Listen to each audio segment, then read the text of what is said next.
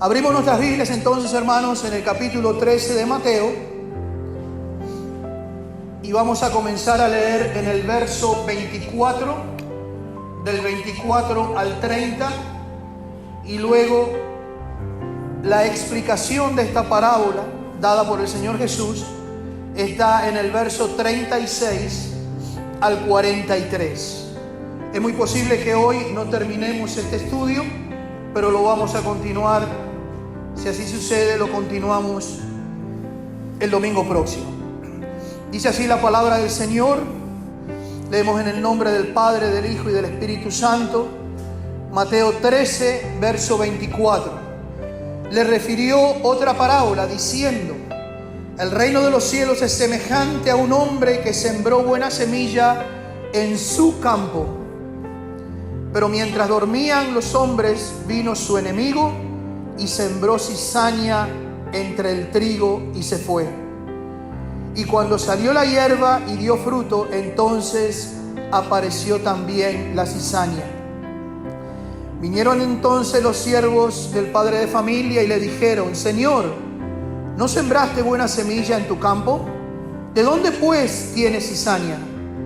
Él le dijo: un enemigo ha hecho esto. Y los siervos le dijeron: ¿quieres pues que vayamos y la arranquemos? Él les dijo: no sea que al arrancar la cizaña arranquéis también con ella el trigo.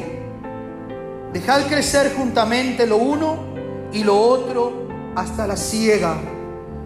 Y al tiempo de la siega yo diré a los segadores: recoged primero la cizaña y atadla en manojos para quemarla, pero recoger el trigo en mi granero. Vamos al verso 36. Entonces, despedida la gente, entró Jesús en la casa, y acercándose a él sus discípulos le dijeron: explícanos la parábola de la cizaña del campo. Respondiendo él les dijo: el que siembra la buena semilla es el Hijo del Hombre.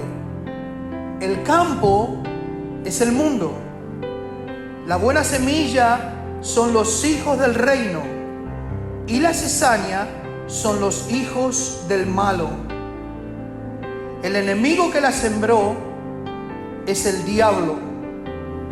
La siega es el fin del siglo, y los segadores son los ángeles. De manera que como se arranca la cizaña y se quema en el fuego, así será en el fin de este siglo. Enviará el Hijo del Hombre a sus ángeles, y recogerán de su reino a todos los que sirven de tropiezo y a los que hacen iniquidad, y los echarán en el horno de fuego. Allí será el lloro y el crujir de dientes. Entonces los justos resplandecerán como el sol en el reino de su Padre. El que tiene oídos para oír, oiga. El que tiene oídos para oír, oiga. Muy bien. El Señor Jesucristo enseñaba a través de parábolas. Él usaba estas parábolas de una manera continua. Es muy posible que encontremos 39 parábolas en los evangelios que el Señor usaba para enseñar a sus discípulos. ¿Qué es una parábola? Es una historia donde se toma elementos terrenales, físicos, materiales, para enseñar una enseñanza del reino de Dios, para enseñar algo espiritual. Por ejemplo, en esta parábola el Señor habla del trigo, de la cizaña, del campo, del segador, de los hombres, del maligno.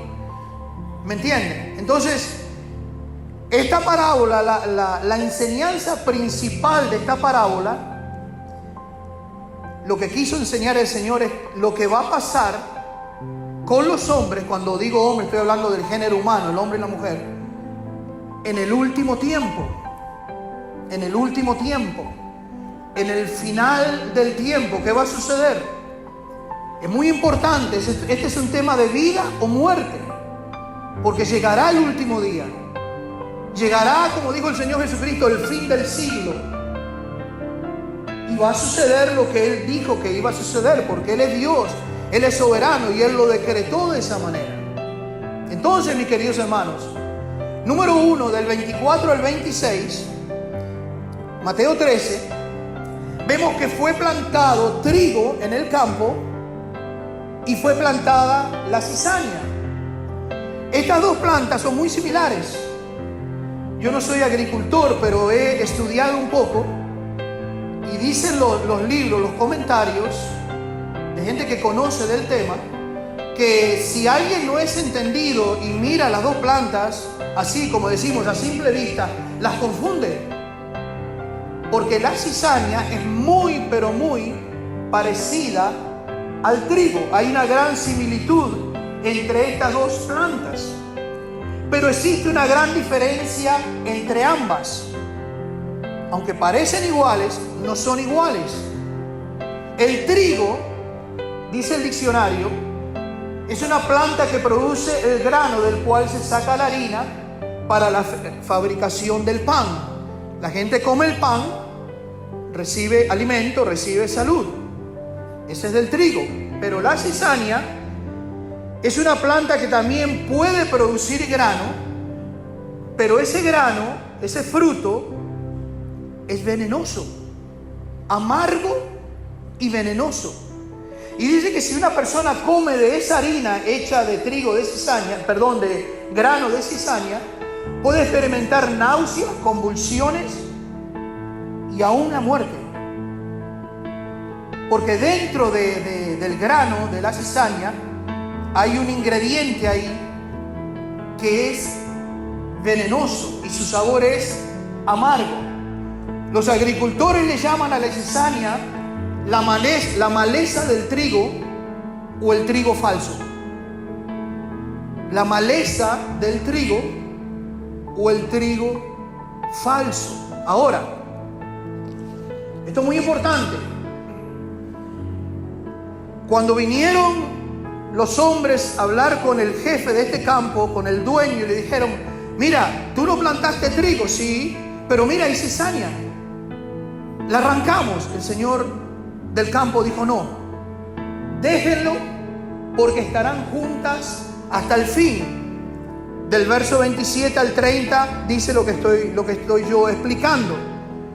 Quisieron sacar la cizaña, pero el dueño del campo dijo: no, esto tiene que estar así hasta el fin. Ahora,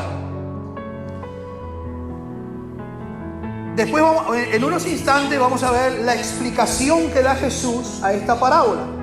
Pero para adelantar un poquito nomás, sabemos que el trigo en esta parábola somos nosotros, los hijos de Dios. Y la cizaña son los hijos del malo, los hijos del diablo. Y vamos a estar juntos en el mundo hasta que el Señor diga: llegó el fin del siglo, yo los voy a separar. ¿Dónde vamos a estar juntos? En todas partes. En el trabajo van a haber creyentes y no creyentes.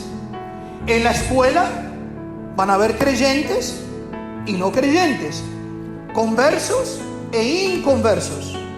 ¿Ok? ¿Dónde más? En los hogares. Dentro de una familia puede haber integrantes de esa familia que se han convertido al Señor Jesucristo. Puede haber otros que no. Y están bajo el mismo techo, pero unos son, no sé cómo decirlo que suene lo más suave posible, pero es lo que enseña la Biblia. Unos son hijos del diablo. Perdonen, pero es lo que enseña la Biblia. Yo sé que a nadie le gusta que le digan: tú eres un hijo del diablo. Pero quiero encontrar una palabra: un hijo de las tinieblas. No sé, pero es lo que enseña el Señor. Y otros son hijos de Dios.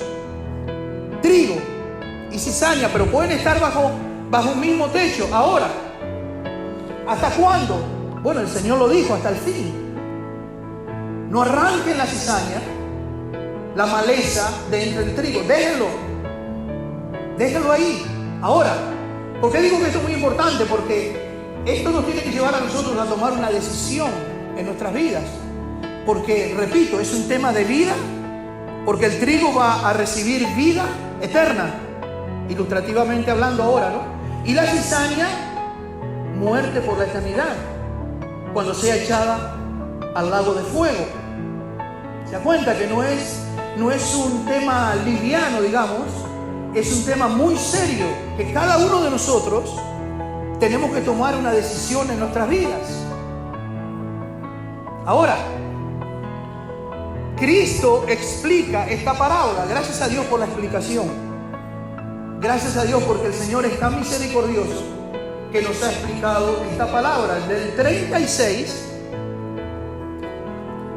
en adelante vemos que el Señor la explica. Y el Señor dice: el que siembra es el Hijo del Hombre, o sea, soy yo. Cristo es el que siembra. En la explicación, el campo, en el verso 24 dice que sembró la buena semilla en su campo. El campo, dijo el Señor, ahora aquí estamos viendo la explicación, en el verso 38, dice que es el mundo. El campo es el mundo. Ahora, quiero aclarar algo aquí, porque cuando nosotros miramos la televisión y vemos las noticias, o vemos noticias en YouTube o en las redes, vemos que a veces cuando la gente protesta, porque hay muchas protestas en el mundo, ellos protestan como queriendo dar a entender al resto del mundo que ellos son los dueños del mundo. No sé si me entienden. Muchas veces he visto cuando las mujeres que están de acuerdo con el aborto protestan con sus pancartas y esas cosas, y cuando el periodista le acerca el micrófono, dicen ellas: este es mi cuerpo y yo hago con mi cuerpo lo que yo quiero y se me antoja hacer. Esa señora está equivocada, o señorita. No es su cuerpo. El cuerpo es de Dios porque Él es el creador. Nuestro no es nada. Tomamos decisiones, sí, pero no porque seamos dueños. Simplemente somos administradores, pero ellas dicen a voz en cuello: este es mi cuerpo y si yo quiero abortar, aborto, y nadie tiene derecho a decirme nada. Hay uno que tiene derecho y es el Señor Jesucristo, que va a pedir cuentas un día.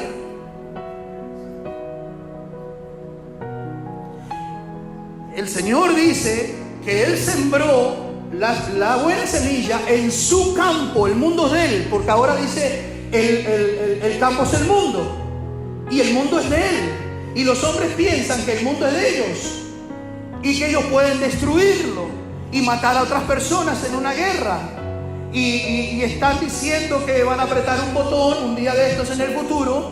Lo harán si el Señor lo permite, y va a haber una guerra nuclear, etcétera, etcétera, etcétera. Lo que quiero decir que si vamos al Salmo 24, vamos ahí por favor en un instante. Salmos 24, y leemos lo que dijo el salmista.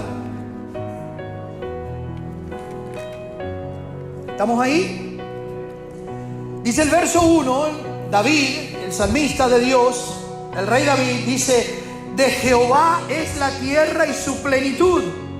¿Vieron que no es del hombre? Dice: de Jehová es la tierra y su plenitud, el mundo y los que en él habitan. Entonces no nos pertenecemos a nosotros mismos. Nuestro cuerpo y todo lo que tenemos es de Dios. Dice: porque Él la fundó sobre los mares y la firmó sobre los ríos. Entonces el dueño del campo es Dios. Él es el dueño, y Él plantó la buena semilla en su campo porque Él es dueño. La buena semilla, sigue la explicación, el Señor Jesucristo explicando, dice: son los hijos del reino. ¿Quiénes son los hijos del reino? En este caso, en este contexto que estamos hablando aquí, eres tú y soy yo, los hijos de Dios. Esa es la buena semilla. Ahora quiero explicar algo, porque antes de esta parábola el Señor había enseñado otra parábola, que es la parábola del sembrador. Y en la parábola del sembrador, Él también la explica, esa parábola. Nos dice que la buena semilla es la palabra de Dios y que cae en diferentes tipos de corazones. El último que menciona es la buena tierra, el buen corazón, que acepta la palabra y que recibe salvación de parte de Dios. Pero en este caso, la buena semilla no es el mensaje de la palabra de Dios, sino el Señor lo dice aquí muy claro, son los hijos del reino, la gente que ya se convirtió. Y Dios te planta y me planta a mí en el mundo, en el trabajo, en la iglesia, en la escuela, en la familia. Nos planta Dios como trigo, aunque al lado nuestro puede haber cizaña, una persona que no ha conocido a Dios todavía. Muy bien, ahora, después dice el Señor, seguimos leyendo aquí del 36 en adelante, dice, las cizañas son los hijos del malo. Satanás también planta en el mundo cizaña. ¿Quiénes son estas cizañas? Los hijos del malo. Son hombres y mujeres que no conocen a Dios, que no se han arrepentido de sus pecados, no han aceptado el mensaje de salvación de parte del Señor Jesucristo. Esos son los hijos del malo, esos son las cizañas. Vayamos rápidamente a Efesios, capítulo 2. Ahí nos explica un poco el apóstol Pablo, Efesios 2.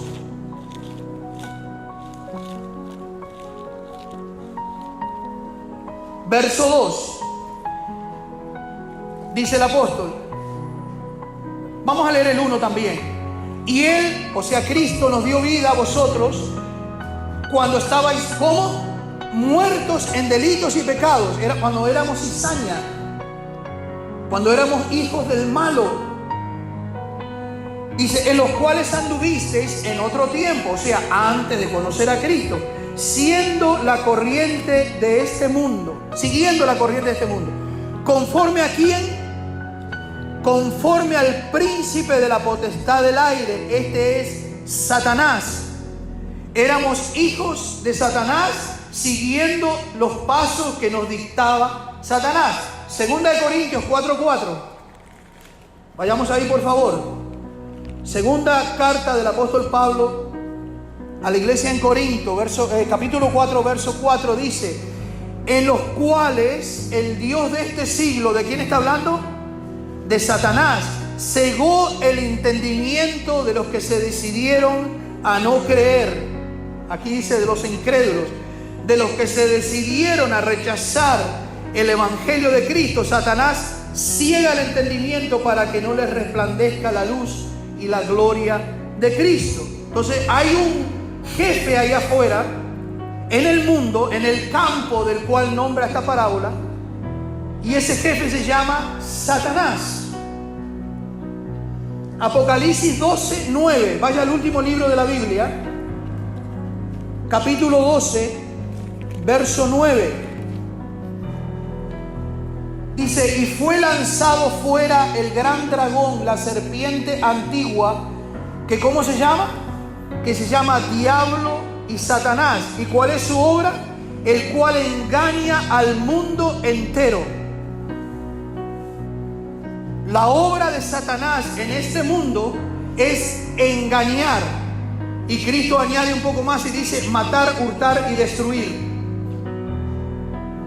El que manda en el campo de esta parábola es Satanás. Ahora, volviendo a Mateo, vamos a ver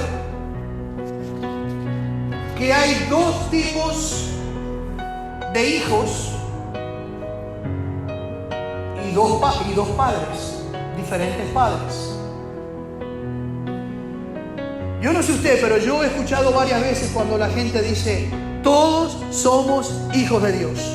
No sé cuántos de ustedes han escuchado esto de parte de un inconverso. Todos somos hijos de Dios. Bueno, hay un error ahí, ¿no? Bíblicamente hablando. no todos somos hijos de Dios.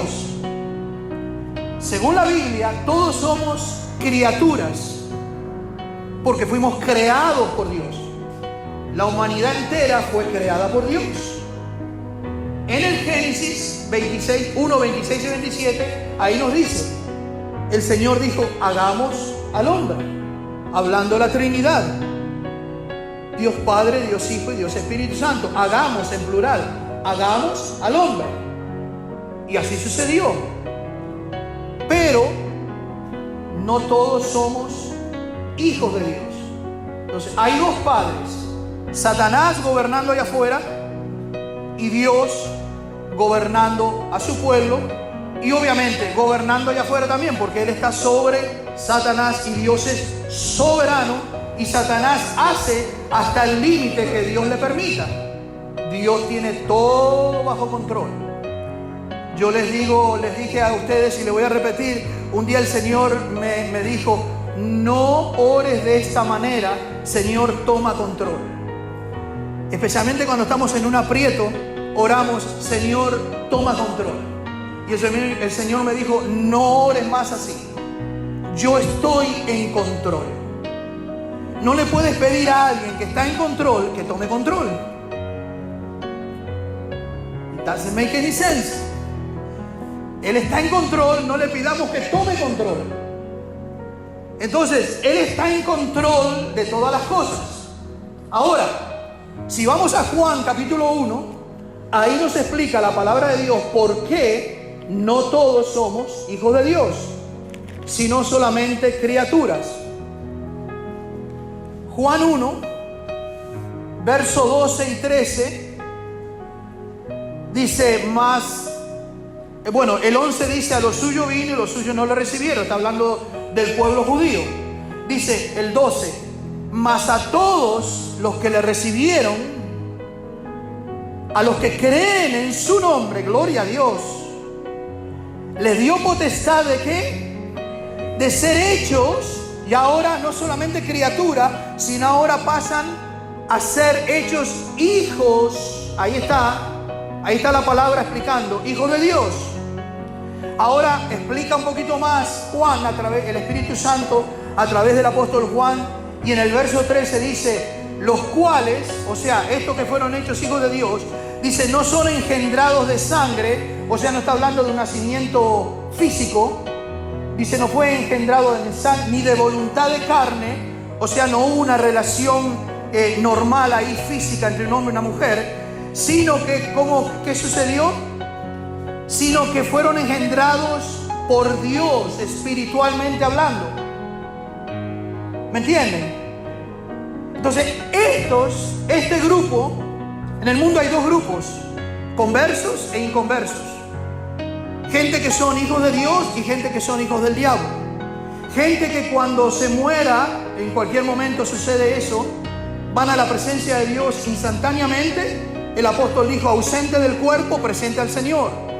Y gente que cuando muera, es trágico y lamentable, irá al infierno. No sé cómo decirlo de mejor manera, pero es un lugar de tormento por la eternidad. Hijos de Dios, hijos del diablo. Ahora el hombre, en Juan capítulo 3, de vuelta a la hoja, una hojita nomás, cuando viene Nicodemo y le pregunta al Señor si yo sé que tú vienes de parte de Dios, porque las cosas que tú haces no las hace cualquiera. Entonces el Señor directamente, como este era un maestro de la ley, era un cerebro Nicodemo, directamente el Señor va al grano y le dice, Nicodemo, tú tienes que nacer de nuevo. Y Nicodemo quedó, wow. Y así directamente el Señor le dice, de cierto te digo, Nicodemo, que el que no naciere de nuevo no puede ver el reino de Dios. En otras palabras, no puede estar en la presencia de Dios cuando se muera. Vamos a hablar claro para que no haya errores. Ver el reino de Dios significa eso, salvo o si no, no salvo. Entonces, si tú quieres ver el reino de Dios y experimentar el reino de Dios y su salvación, entonces Nicodemo, tú tienes que nacer de nuevo. Y Nicodemo le dice, bueno, pero ¿cómo yo voy a entrar en el vientre de mi madre, un hombre viejo ya? No, no estoy hablando de eso, Nicodemo, estoy hablando espiritualmente. La palabra aquí naciere, cuando dice naciere de nuevo el Señor, viene de la raíz griega, genao, que significa procreado por Dios, espiritualmente hablando. Tiene que haber un nacimiento espiritual para convertirte en hijo de Dios. Hasta ahora solo sos criatura e hijo del diablo. En esta conversión, en este nuevo nacimiento espiritual, es ahí donde nos convertimos en hijos de Dios. O sea, pasamos a ser cizaña a ser trigo. A ser trigo.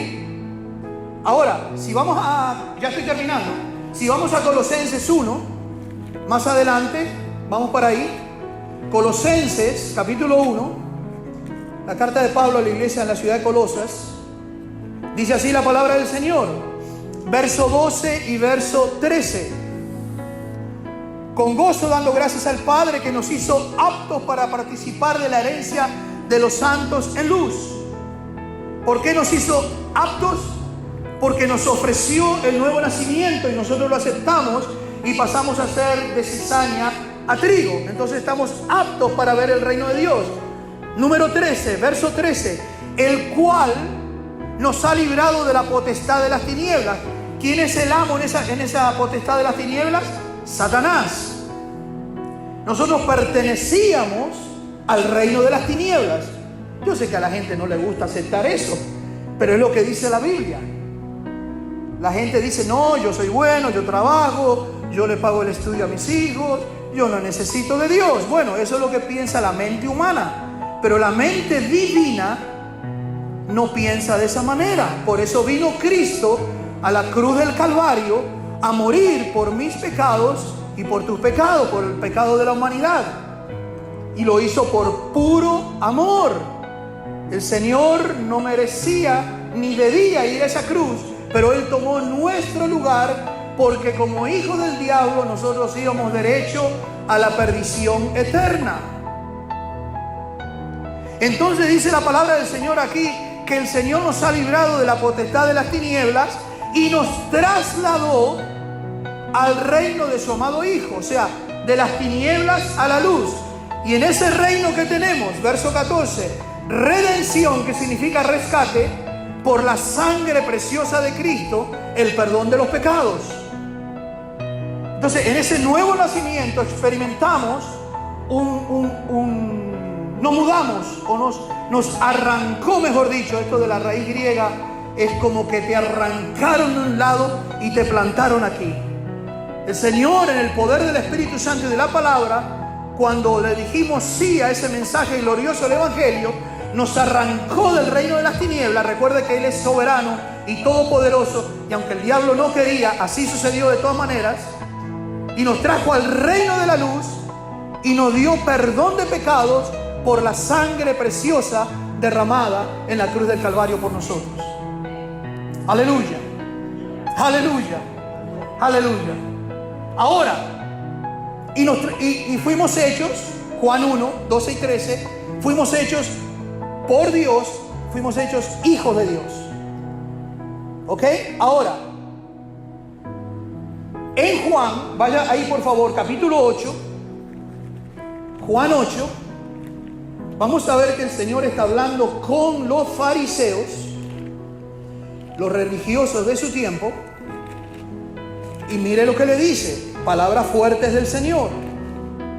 Capítulo 8 de Juan, verso 39. ¿Estamos ahí? 8:39. Déjeme leerlo.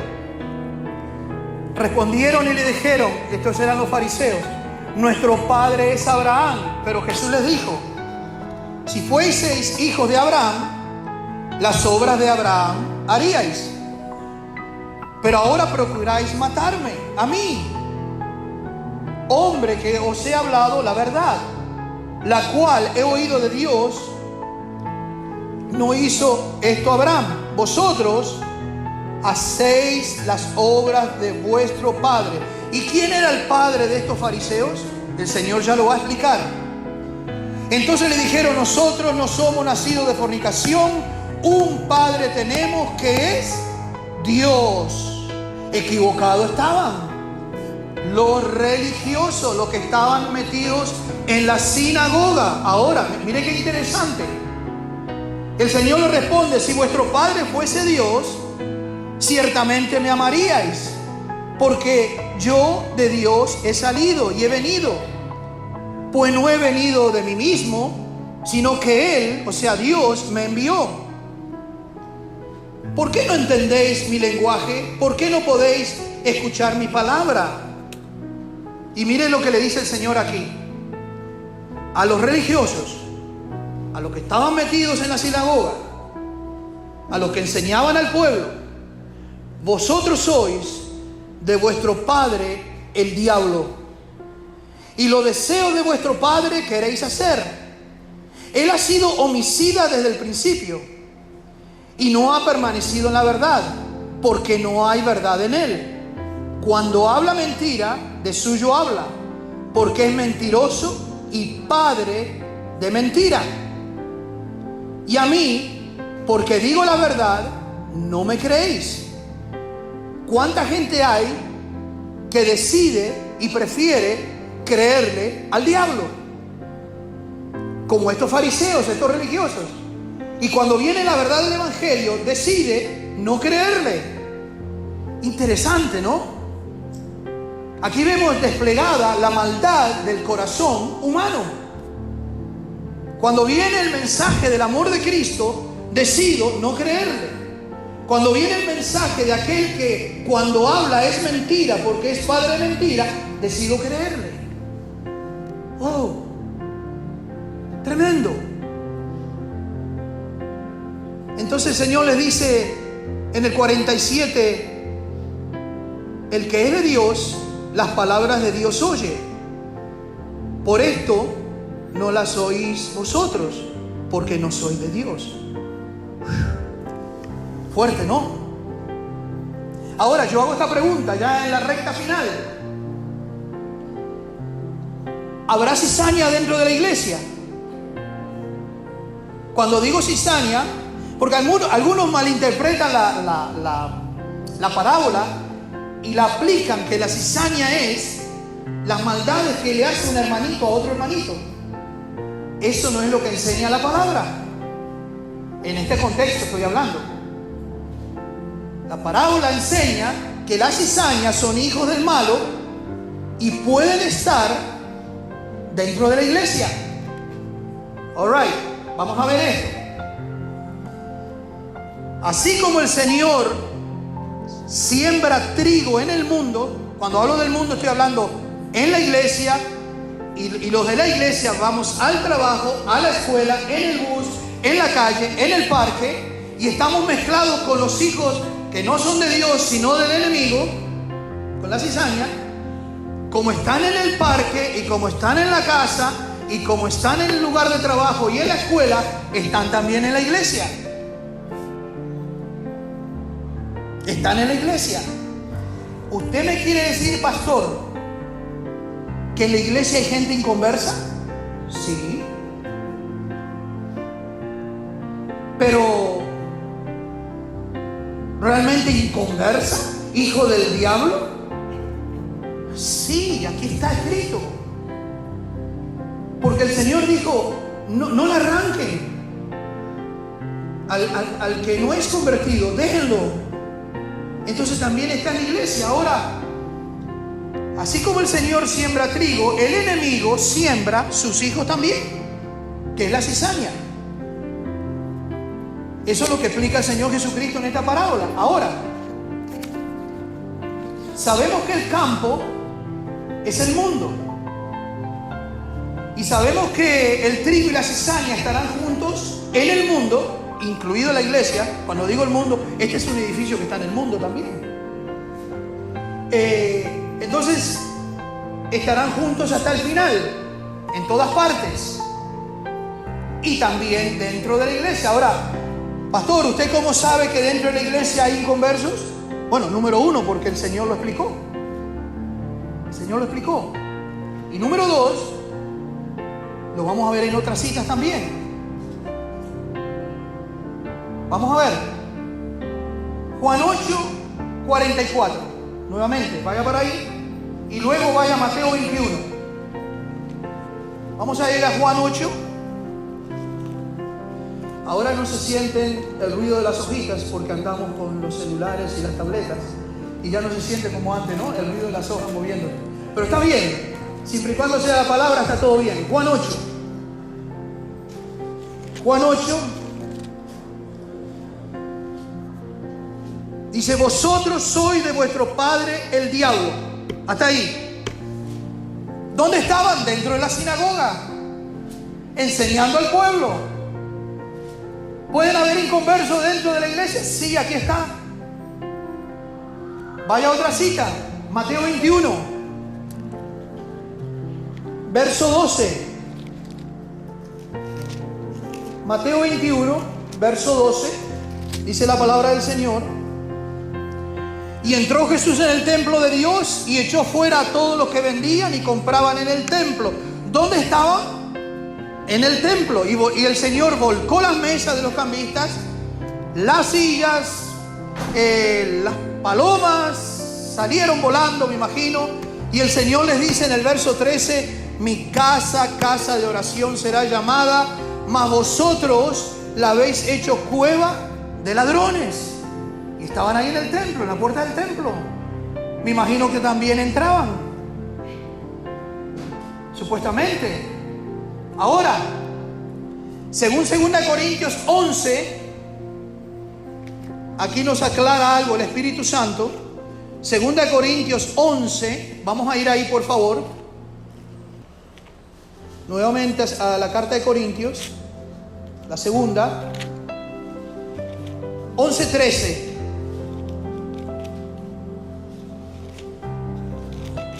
Y ya terminamos. Dice el apóstol Pablo,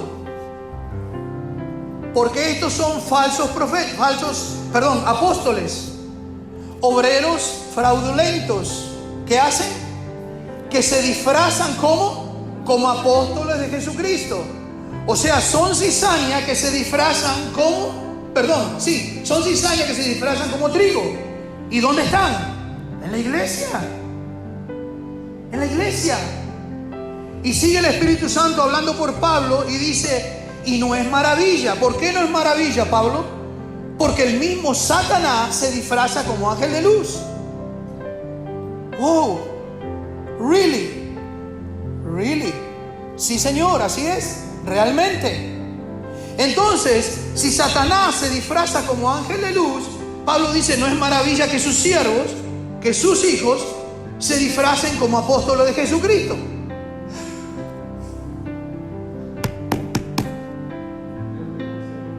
Dios tenga misericordia. Dice, y cuyo fin, mira aquí hermano, y cuyo fin será como conforme a sus obras. Si empatamos esto con la parábola del trigo y la cizaña, ¿cuál será el fin de estos apóstoles, de estos supuestos apóstoles de Cristo? El lago de fuego, la parábola del trigo y la cizaña. ¿Por qué? Porque son cizaña, hijos del malo. No han experimentado un nuevo nacimiento, pero están sirviendo al Señor. Necesitaremos discernimiento de espíritus en la iglesia. Mire mi querido hermano, la última cita que quiero leer para ya orar y despedirnos. Vayamos a Mateo 7. Mateo 7.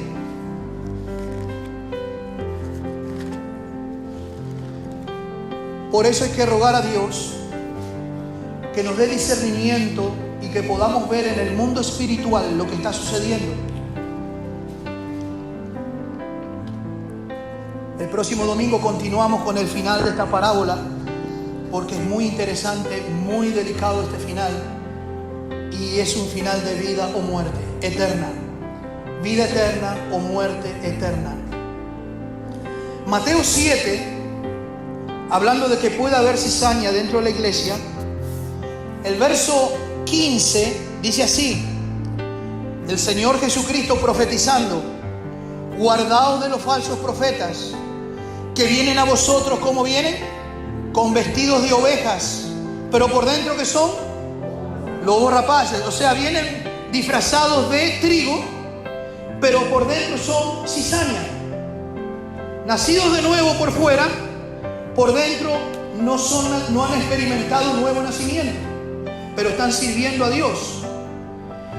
Pero el Señor aquí nos da un secreto: por su fruto los conoceréis. ¿Acaso se recogen uvas de los espinos o higos de los abrojos? Así todo buen árbol da buenos frutos, pero el árbol malo, malos frutos. No puede el buen árbol dar malos frutos, ni el árbol malo dar buenos frutos. Todo árbol que no da buen fruto es cortado, ¿y qué pasa? Echado al fuego. Volvemos a la parábola del trigo y la cizaña. El Señor habla de que hay un fuego eterno al final del siglo y una vida eterna al final del siglo para los que tienen a Cristo. No sé si estoy siendo claro, hermano, si me estoy explicando. Así dice el Señor en el verso 20 de Mateo 7: así que por sus frutos les conoceréis. Ahora, miren, esto es trágico. Para mí es trágico esto. Mire el 21. No todo el que me dice Señor, Señor. Esta palabra Señor del griego, de la raíz griega, significa en español amo, jefe, soberano, el que manda. El que manda, el dueño. Kyrios del griego. Dice, no todo el que me dice Kyrios, Kyrios, entrará en el reino de los cielos. ¿Cómo es eso? Bueno, sino el que hace la voluntad de mi Padre que está en los cielos.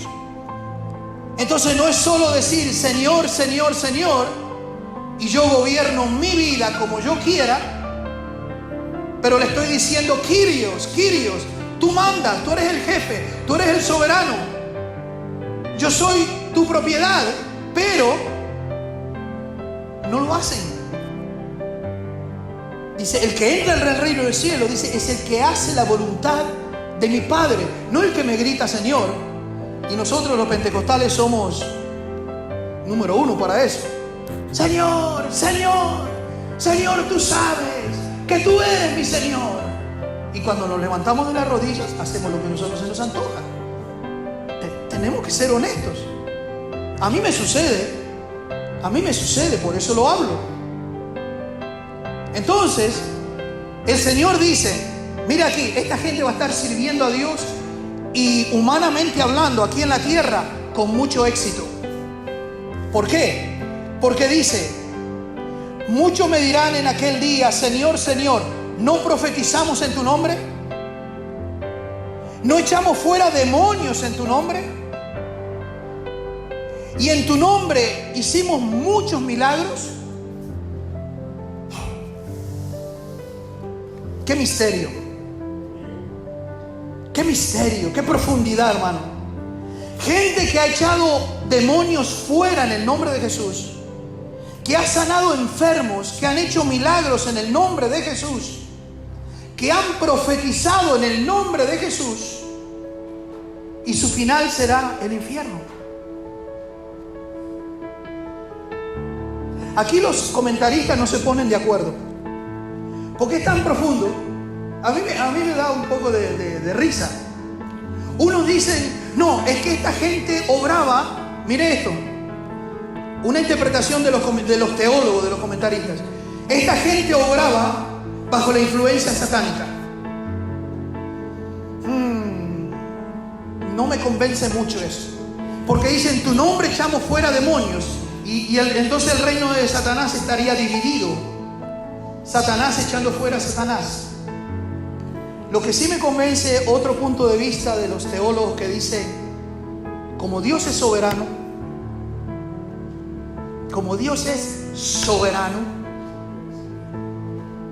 y como Él usó cuervos para que le traigan comida a Elías, no usó palomas, Y como Él hace lo que Él quiere, cuando Él quiere, es posible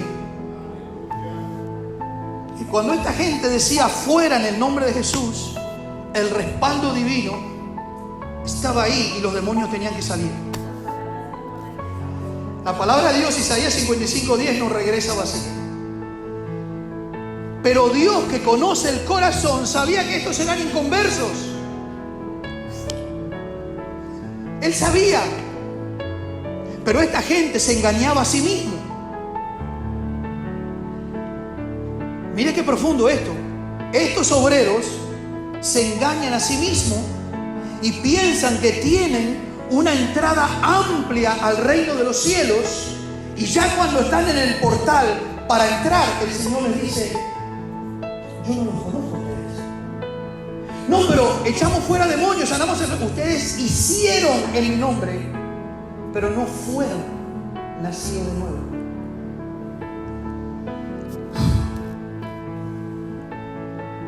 Esto es cuestión de vida o muerte. Profundo, ¿no? ¿Se acuerdan aquellos hombres que estaban echando fuera demonios en el nombre de Jesús, el que predica Pablo? Perdón, sí, el que predicaba Pablo, ¿se acuerdan? Y los demonios le dijeron: a Jesús lo conocemos y a Pablo también le conocemos, es un siervo de Dios. Pero ustedes, ¿quiénes son? Eran inconversos que salieron heridos y semidesnudos de la presencia de esos demonios. El domingo que viene vamos a terminar de estudiar esta parábola.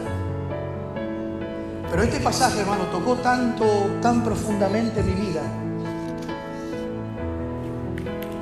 porque obviamente es un pasaje tan profundo, pero si el Espíritu Santo lo dejó ahí, esto nos está confirmando Mateo 13, la parábola del trigo y la cizaña. Están dentro de la iglesia y algunos ministrando, hasta que llegue el momento, aquel día final del siglo, que el Señor les diga: nunca los conocí. Y no solamente le dice eso, sino que le añade y le dice: hacedores de maldad. El punto de vista humano, tengo amplia entrada. El punto de vista divino, no has nacido de nuevo. Un día me dijo pastor Mario,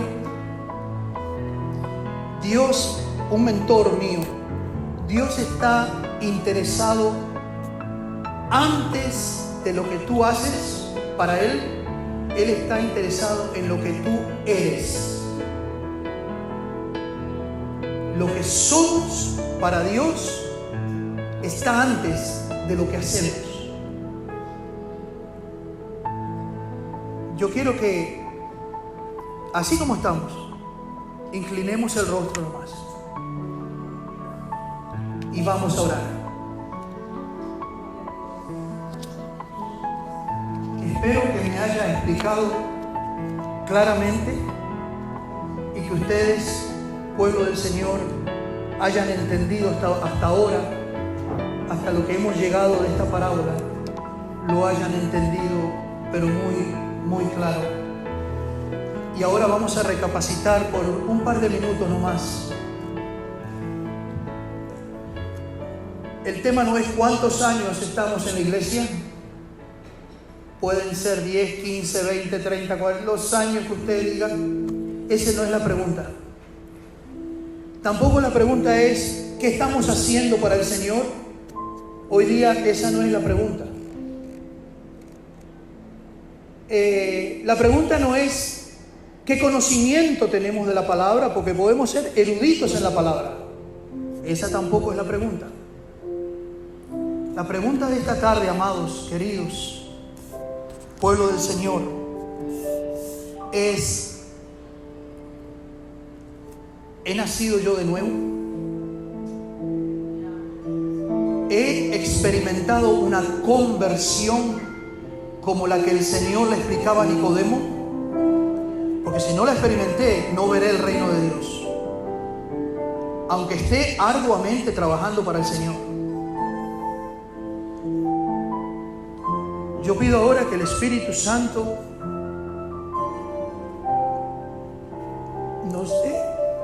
nos dé entendimiento, nos redarguya, porque cuando Él lo hace con alas de amor, no de condenación. Porque Cristo no vino a condenarte, Cristo vino a salvarte. Cristo vino a ayudarte a tomar el lugar de la cruz que era tuyo, lo tomó Él. No importa cuántos años estamos metidos dentro de la iglesia, lo que importa es que si realmente nos hemos encontrado con Jesucristo, el Rey de Reyes y Señor de Señores.